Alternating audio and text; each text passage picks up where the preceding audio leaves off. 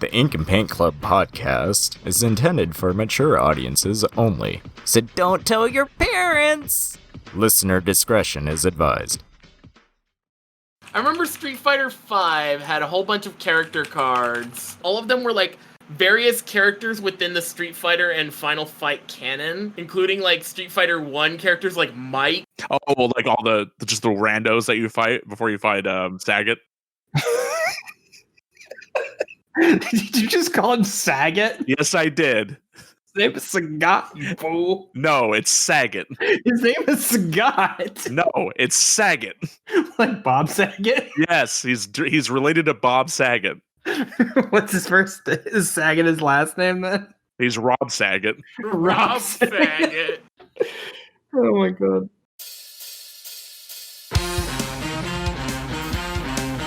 You're listening to the Ink and Paint Club podcast, a proud member of the Geekly Grind Podcast Network.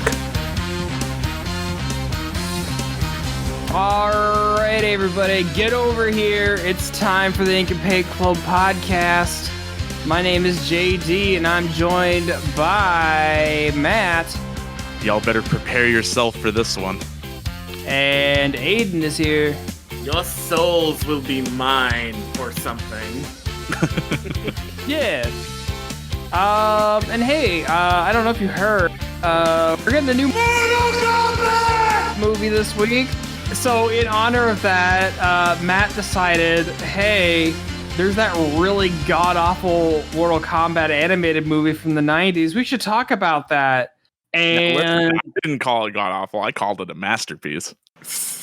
Masterpiece. Look, this movie is many things. Masterpiece is far from any word I would use for it. I don't know. I'd say this is probably the best thing you've put me on to review on the podcast. I think this blows Wolfwalkers right away. Jesus. And you just get the fuck off my show right now. And I know we're all for jokes here, but let's not say anything that's going to be on recorded record. I'm joking. I'm joking. I hope so. It's just a joke. And just casually tosses a rock aside. Well, so we are Don't going to finish talk. me. We are going to be talking about Mortal Kombat: The Journey Begins, the animated companion to the original 90s Mortal Kombat movie. Yeah, Starting- so did either of you two like actually watch this when you were kids? No. I watched the original movie when I was a kid a lot. But you didn't not watch this. Okay. No. I know this movie purely through memes. Okay. I had this fucking tape. And let me tell you. I bet you did. Oh, I was fucking I already, we've done 2 other Mortal Kombat shows. I've gone on record saying how much I love Mortal Kombat.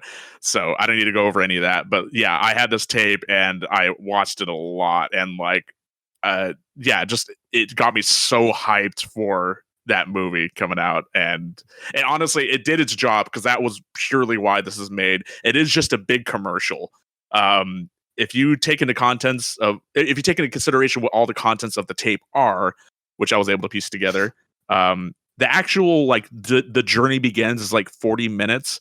Before it plays, they have ads for or they have trailers for the 1995 Mortal Kombat movie and also for National Lampoon's Senior Trip for some reason. Very strange.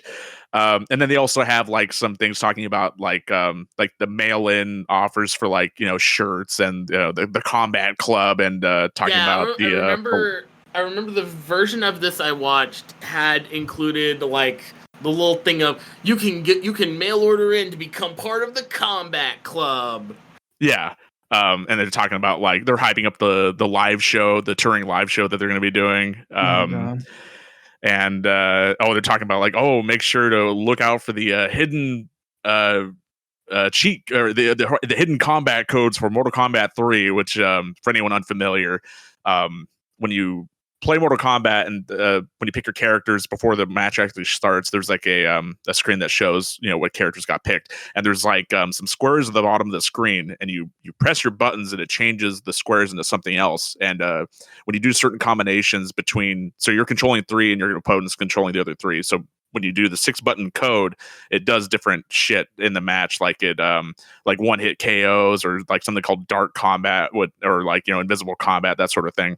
So there's at least one code on the tape, and I looked up to see what it did, and it doesn't do anything. I think they got the code wrong. Oh no! Damn. Yeah, I think that's unfortunate. Yeah, I tried to find if this corresponded with any existing code in the game, and I wasn't able to find any evidence of the code in this tape actually doing anything, which is hilarious because that's like a selling point. That's oof. Yeah. Aside from those, yeah, then you got like the Journey Begins plays for 40 minutes, and then the last 15 minutes of the tape is dedicated to a behind the scenes thing for the live action movie, which is like a cool little behind the scenes thing. I can't remember if that behind the scenes thing is on the Blu-ray for the 95 movie. I know that the Journey Begins is on the Blu-ray for fucking Mortal Kombat. Oh, Lord. Yeah. God, really? New Line didn't just want to like forget that existed. Yeah, you'd think they would, but no, it's on there. Like, and you'd think like it would have even been a thing like, oh, okay, they maybe include it on the DVD, but not the Blu-ray. That was like new enough. They're like, yeah, maybe shove that one aside. Like, nope, it's on the Blu-ray. You can watch it on the Blu-ray. What the Okay. fuck? Yeah, I'm very excited because another thing I was going to mention is now that I'm fully vaccinated, it's been like more than 2 weeks since my last shot, and it's been more than a calendar year since I've been back to the theaters. I'm going to go see the new Mortal Kombat in a theater when it comes out, which if the episode comes out when it's supposed to, it should be today. And I'm very excited for it. If I don't have to work on Friday, I might see if I can gather some people to go see this. I know Melanie will not watch this because she is what we can say is squeamish when it comes to visceral gore. And when the director of the film say, we are pushing this as far as we can. Hard R. It is the hardest R legally possible. Which, I mean, when you take into consideration that the other two movies were PG-13 and, you know, didn't do much with blood, they still had a lot of fighting, but as far as the fatalities go, it was all like sort of explosions or, you know, sort of cartoony shit like that. I mean, there was one scene. I mean, there was the one fight scene where Sonya has with Kano in the original movie where she just freaking like snaps his neck. Yeah, but there's no blood or gore. No one's really pulling heads and spines out. No one's ripping jaws out or ripping out your still beating heart. So snapping necks is like a tip, like that's in like any other action movie. Superman does that. Yeah, you're not wrong. He has done that. But yeah, I am very excited for that, and because I bought tickets for my roommates as well, and one of them has never seen any of the two other live action movies, so we're gonna watch those the day beforehand. But I'm also gonna make sure that he fucking watches The Journey Begins before either of those. Matt, you will not be satisfied until you subjected everyone you know to this movie. Yes, I'd say that's cruel and unusual punishment, but I subjected one of my friends to this, and he has literally no idea what the fuck Mortal Kombat is. So I can't say I'm much better. Yes, it's just. Yeah, this whole thing is like, so we talked about, you know, we talked about Scorpion's Revenge last year. That's the most recent Mortal Kombat animation that came out, and it was fantastic. We talked about Defenders of the Realm the year before that, and that was, you know, right. I enjoyed it. It's fun. That's what I'll say. It's fun. The Journey Begins time. Is. Yeah, combat time. The Journey Begins is just insane. It's fucking awful. Holy shit. It's a fucked up and evil thing. Like, when the animation is somewhere between like C-Lab 2021 and those fucking Phoenix games. I don't know if you guys are familiar with Phoenix games. I'm incredibly familiar with Phoenix games. Yeah, it's somewhere between those two. And I have never in my life seen so much repeated animation like in a row. I mean, this could definitely qualify for a fucking Dingo Pictures movie with how much reused animation it is. It's a Dingo Pictures in spirit. It is a 40-minute movie. I would dare there is 15 minutes of actual original animation. Yeah, because That. I mean all this. So this is something we should definitely note too. There are two distinct styles in the movie. There is like traditional animation on. Excuse me. There's traditional animation on top of CGI backgrounds, and then there's actual full CG scenes. And if you haven't seen the CG in this movie, let's just gonna say this makes Reboot look good. Man, I think the Money for Nothing video looks better than this shit. Well, no, actually, that's a good point. When did Reboot come out? Reboot was like in the early 90s, right? So Reboot came out in 94, and this tape, if the movie came out in 95, so this tape must have come out in 95. So yeah, you make a good point there that there's definitely better CG out around this time, because even then, like, when did Toy Story come out? Did it come out in 95 as well? 96? Right? Hold up, I'm looking this up. Something like that, mid 90s. Yeah. 95. 95, yeah. It did come out in 95. Okay. Yeah. So, and I mean, to be fair, this is not a fucking, it's straight to VHS movie, which it's meant to sell the bigger movie. I want to bring up a real quick thing about it, and this probably will explain a little bit, is that this movie was created by a production studio called Lawrence Kasanoff Productions. If that name sounds familiar, it's because one, Lawrence Kasanoff is the producer of literally every Mortal Kombat adaptation on film and animation. He produced the original movie, he produced Annihilation, he produced this, Defenders of the Realm, the Scorpion movie, and the upcoming Wait, movie. Did he do Scorpion's Revenge and the new movie as well? He's listed as a producer on IMDb. Oh, wow. I know that he did the other ones, but go ahead and do the big reveal. But the big thing with Lawrence Kasanoff did that many of you that I'm going to say out loud, and some of you might realize it, is he is also the creator and producer of Food Fight. Which is that is something that we got to talk about someday on this show. I'm shocked y'all haven't talked about Food Fight yet. What is there left to say about Food Fight? I guess you're right, but still. Yeah. But yeah. For posterity, I guess. And also, while I'm looking on his IMDb page, I didn't realize this until now, he is also the producer of Bobbleheads, the movie. Oh God, that sounds about right. And something called Untitled Tetris Sci-Fi Project. That has to be bullshit. That's been trying to get off the ground for years, like trying to turn Tetris into a movie, and I'm like, please don't. How? Listen, I think I can go on a limb and say I'm probably like the biggest Tetris aficionado here. We don't need a Tetris movie. Look, if you want to make if you want to make a movie, make a biopic about the creation of Tetris. That's fine. That I'm fucking down for, because that I've heard the story of Nintendo going to the fucking Russian government to get Tetris, and that whole story is actually very fascinating. Yeah, tell that story, but don't try to fucking shoehorn Tetraminos and some weird they already tried to do that with the Pixels, didn't they? Yeah, I think so. I'm not that. I mean, because I know Pac-Man was in that movie, and I'm sure was Donkey Kong in that movie too. Donkey Kong was the final boss of that movie. So Tetris stuff must have been in that movie too. Then, I think right? it was. If not, it was in that short film it was based on.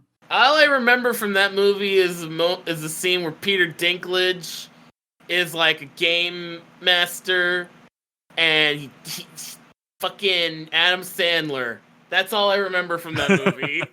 Was Dinklage and Adam Sandler. Was Peter Dinklage supposed to be a Billy Mitchell stand-in? Because I'm imagining both of them in my head. I'm like, oh yeah, I can see it. I just love that we're talking about Pixels rather than the thing we actually came here to talk about. Listen, we gotta put it off for a little bit, because The Journey Begins is This is a fucking rush.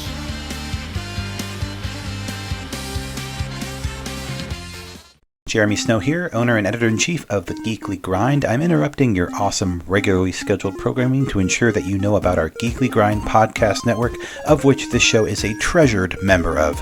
If you haven't had a chance to check out our site, you can do so at www.thegeeklygrind.com, and while you're there, Check out the other members of our steadily growing podcast family, including the anime-centric Blake and Spencer Get Jumped, discovering new heroes and comic book keepers with Chris and Lance, exploring the vast universe of geekdom with Geeksploration, or of course appreciating animation's finer details with the Ink and Paint Club. Escape your weekly grind at the Geekly Grind.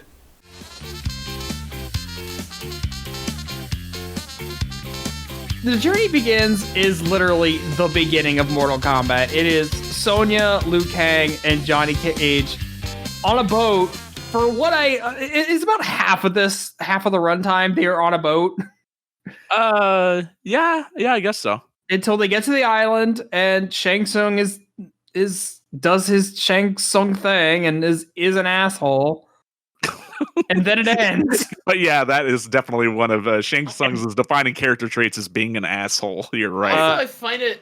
Also, this is just a thing I wrote down in my notes. Is that like, everybody except for Kano is here, and honestly, you're not really missing much. They refer to Kano, they not by name, but Sony does mention something about like a criminal that they're going after. Yeah, but it's still one of those things of like, come on, you couldn't have fit him in there at least like once to get all of the Mortal Kombat 1 characters. That would have required them to draw one more thing, and they already exhausted their budget on drawing the 5 things that they reused in this movie. Oh yeah, the 5 things, and also all the other memorable combatants that are in this film, such as fucking Stripperella, the Native American guy wearing a shoulder pad, and the baseball hat and glasses. Oh, thank you. The baseball guy. Baseball hat and glasses with shoulder pad, like an ammo fucking belt. Grandpa Karate. Yeah. Chuck Norris, and then the judo guy who's just kind of smiling directly at the camera. Yeah, those guys are all fucking dead. Oh yeah, of course those guys all got killed like when the trio are like fighting all the Tarkatans in the caves. Yeah. You mean the one Tarkatan duplicated about 30 times? And this is weird, because they're not calling them Tarkatans here. And I mentioned this in Defenders of the Realm. They call them nomads in there, and I already forgot. Did they call them nomads in this too? I don't even see. I don't think they gave them any name. Well, see, this is so early in Mortal Kombat lore, and there is some weird stuff in this movie that does not make sense. Some of it just straight up isn't part of the game lore. Like, I had to do a quick deep dive as a reminder of like, because there's a few things in here that like I had to raise an eyebrow at and go, wait, that's not right. Well, the biggest like inaccuracy is they made Kung Lao is Liu Kang's ancestor. I thought they were friends. Oh, okay, no. So I can explain that one. Okay. Kind of. So the Liu Kang and Kung Lao that you see like in Mortal Kombat 2 and 3, like, yeah, that's fine. Liu Kang and Kung Lao are both descended from the great Kung Lao. It's a different Kung Lao. Who wears the same razor hat. No. See, that's the thing that's fucked up, is that the great Kung Lao, and this is portrayed as Kung Lao, like from Mortal Kombat 2 and 3, which is not the case. He never had a razor hat or any of that shit. Like, that's the fucking weird thing about this. Is like, yeah, that's supposed to be the great Kung Lao, but he looks like fucking modern Kung Lao. I don't know why. I mean, I get why they didn't want to design a different, because as far as the CG fights go, they pretty much, it's all Mortal Kombat characters except for the very first fight that they show, the very first CG fight that they show, which is Shang Tsung fighting just some dude. Yeah. So I was actually kind of listening in. Apparently the fight that Shang Tsung is fighting in is the Grandmaster of the Mortal Kombat tournament that mysteriously died within the canon of Mortal Kombat. Okay, why so they pick that fight in particular to animate, I don't know, but yeah. Yeah, I mean, that's the other thing too, is that by this point they would have only been up to Mortal Kombat 3 as far as any sort of lore and canon. And not even Ultimate 3. And not even Ultimate 3. Remember, this is the 90s. Fighting games didn't need lore. No, but I would listen though. As far as Mortal Kombat goes, it had lore. You go through like any of the if you sat in front of like an arcade machine long enough, it had character biographies for all the characters. If you played through the games with them, you got their endings. Like there was like story and stuff to all this. It would be many years until we got like MK9 through 11 story mode. Well, even before MK9/11, like even fucking Mortal Kombat, Deadly Alliance, and Deception and Armageddon were all very story focused. Yeah, like Deception had the conquest mode. Armageddon had its own conquest mode that was like kind of like a God of War light. The one in Mythologies had those FMVs. MK Mythologies, that was a whole story based side-scrolling platforming game. And I mean, how can we talk about the stories within Mortal Kombat games without acknowledging the greatness that is the Mortal Kombat Gold cutscenes? Oh boy, I fucking love those cutscenes.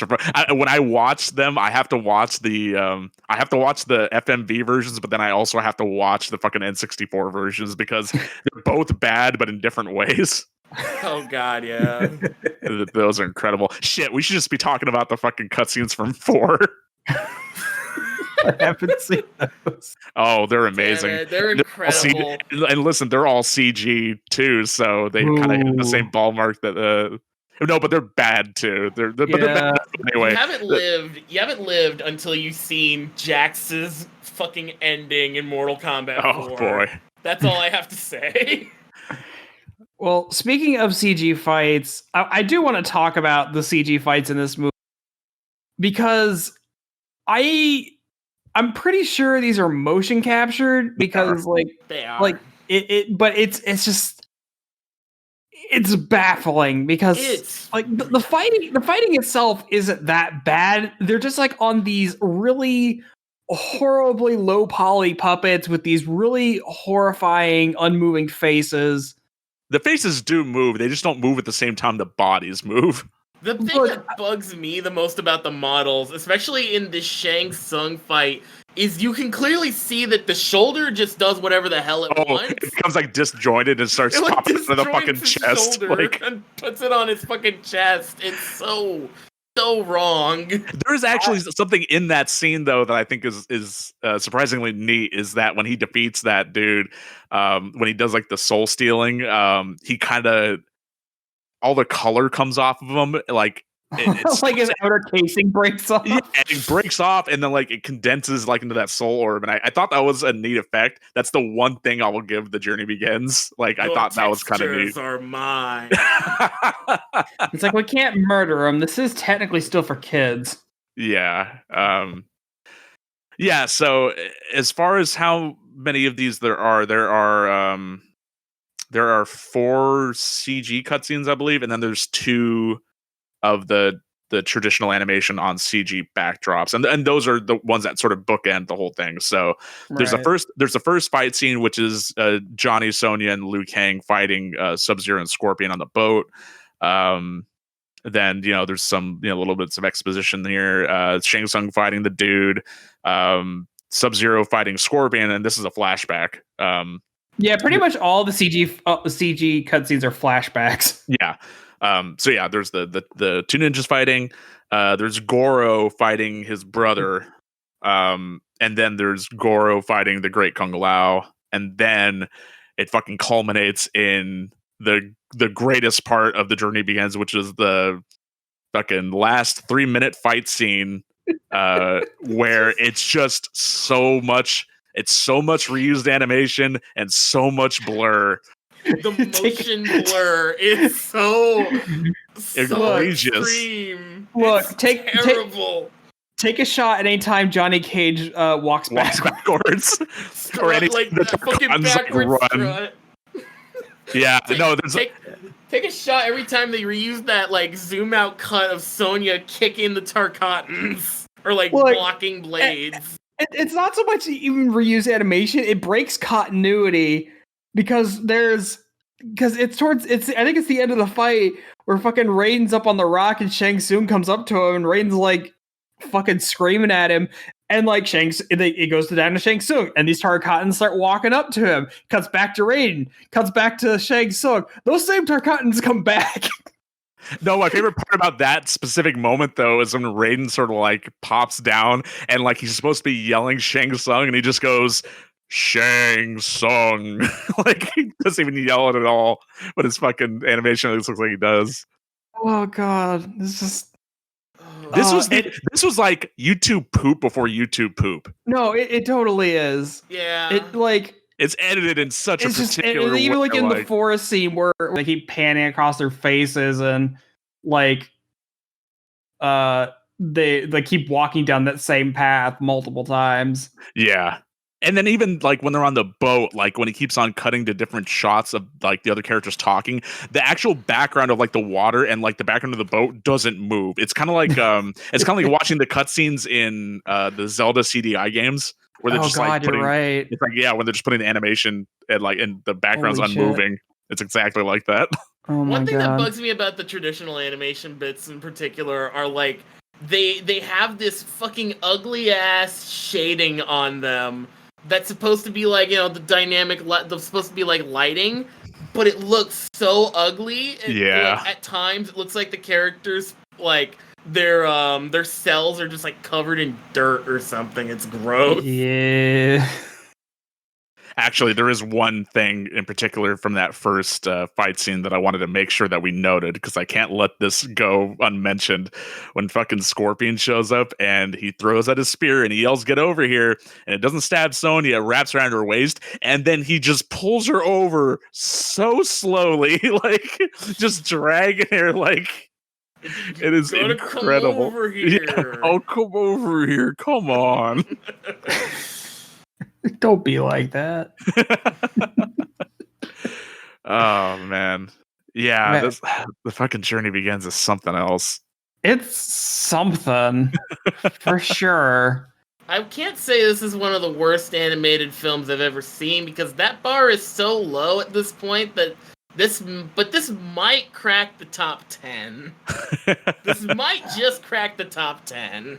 Look, I want to say I was upset or disappointed, but like I knew enough about this movie going in that I knew what I was getting myself into.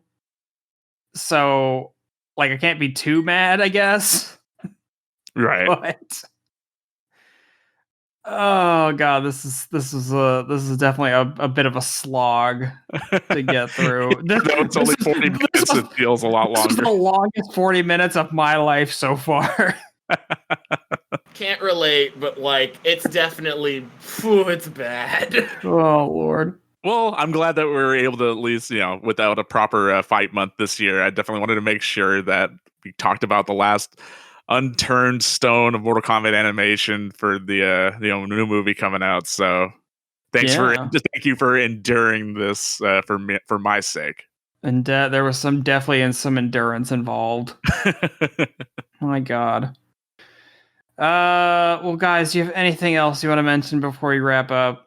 Just one quick thing, and this pissed me off so much when I heard it. Oh wait, I think JD texted me this while he was watching. I think I know what you're gonna mention. Sub-Zero, a ninja of the Lin Q. Yeah. Fucking oh my god.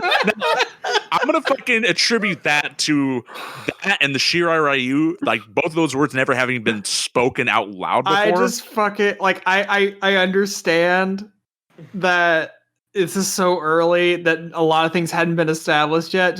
But I don't know what it was. I fucking died when he called him the Lin Q. Well, and then yeah, but then JD also brought up Raiden being spelled. Oh, yeah, Raiden spelled with an AY instead of I had AI. to look that up on the game to make sure it was like, was that what he was spelled like? No, before? it's spelled correctly in the game. It's spelled correctly in the game. No. So this is something that I texted to JD. They did spell it that way in the home ports of the game way back when, at least for like those first 3 games. I think they might have did away with it after MK4, but because of the, I assume it's called Raiden, the Japanese word for lightning, right? Unless I'm wrong about that. But anyway, yeah, there's the top-down shooters called that, and I think they changed the spelling to avoid copyright conflict with that. So that one checks out, but they still called him like Raiden, Raiden in the arcade games. And then, in the more modern era, they've just kept calling him, or they spelled it that way. So that one's explainable too. It's still ridiculous to see when you're so used to it being one way for so long. But again, it's one of those things that's, it's early on too. So, right. Yeah, it's ridiculous. Well, with that, everybody, I think we can close the book on animation for the time being. I want to thank everyone for taking this journey. The journey is now over. It began and now it is over. Thank Christ. Continues. Go see the movie. Go see the new movie. Oh, yeah, go see the new Mortal Kombat movie. It's going to be in theaters probably when this comes out. Okay, yeah. Or go see it on HBO Max. It's going to be on there for the first month that it's up, and I'm so excited for it. I cannot wait. You're gonna go watch it in the theater and immediately go home and watch it. Any repeat viewings, it'll definitely be on HBO Max for sure. Oh man! All right, everybody, that does it for us. Take care, and we'll see you next time. Later. Goodbye. Thanks for listening. You can find all the links to our social media pages in the episode description. Follow us on Facebook and Twitter and join our Discord. You can listen to us wherever you get your podcasts. The Ink and Paint Club is happy to be part of the Geekly Grind Podcast Network. We'll see you next time.